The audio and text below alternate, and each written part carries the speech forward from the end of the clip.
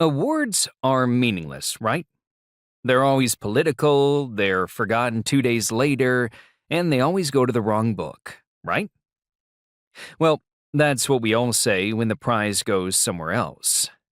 Of course, it's a different story when it's our turn to stand at the podium and thank our agents, our partners, and our pets. Then, naturally enough, it's an honor and a thrill. That's what I was hoping I'd be doing that October night in New York. I had been nominated for Best Novel in the Speculative Fiction category of the U.S. Book Awards, the national literary prizes that carry not only prestige, but also a $50,000 check for the winners. Termagant Fire, the concluding novel in my King's Infidel trilogy, had broken all records for a fantasy novel. More weeks in the New York Times bestseller list than King, Grisham, and Cornwell put together. And the reviews had been breathtaking, referring to Termagant Fire as the first novel since Tolkien to make fantasy respectable. Fans and booksellers alike had voted it their book of the year. Serious literary critics had examined the parallels between my fantasy universe and America in the defining epoch of the 60s. Now all I was waiting for was the imprimatur of the judges in the nation's foremost literary prize. Not that I was taking it for granted. I know how fickle judges can be, how much they hate being told what to think by the rest of the world.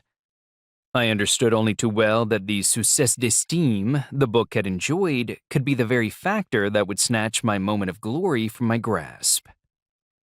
I had already given myself a stiff talking to in my hotel bathroom mirror, reminding myself of the dangers of hubris. I needed to keep my feet on the ground, and maybe failing to win the golden prize would be the best thing that could happen to me. At least it would be one less thing to have to live up to with the next book.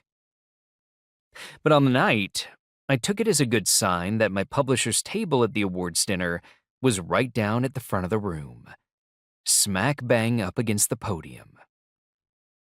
They never like the winners being seated too far from the stage, just in case the applause doesn't last long enough for them to make it up there ahead of the silence.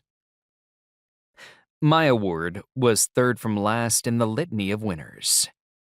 That meant a long time sitting still and looking interested. But I could only cling on to the fragile conviction that it was all going to be worth it in the end. Eventually, the knowing Virginia drawl of the MC, a middle-ranking news anchorman, got us there. I arranged my face in a suitably bland expression, which I was glad of seconds later when the name he announced was not mine. There followed a short, stunned silence then, with more eyes on me than on her. The victor weaved her way to the front of the room to a shadow of the applause previous winners had garnered. I have no idea what graceful acceptance speech she came out with. I couldn't tell you who won the remaining two categories. All my energy was channeled into not showing the rage and pain churning inside me. No matter how much I told myself I had prepared for this, the reality was horrible.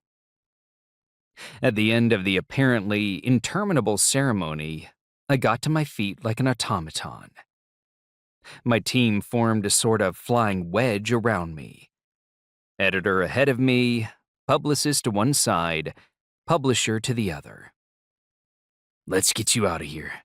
We don't need pity," my publisher growled, head down, broad shoulders a challenge to anyone who wanted to offer condolences.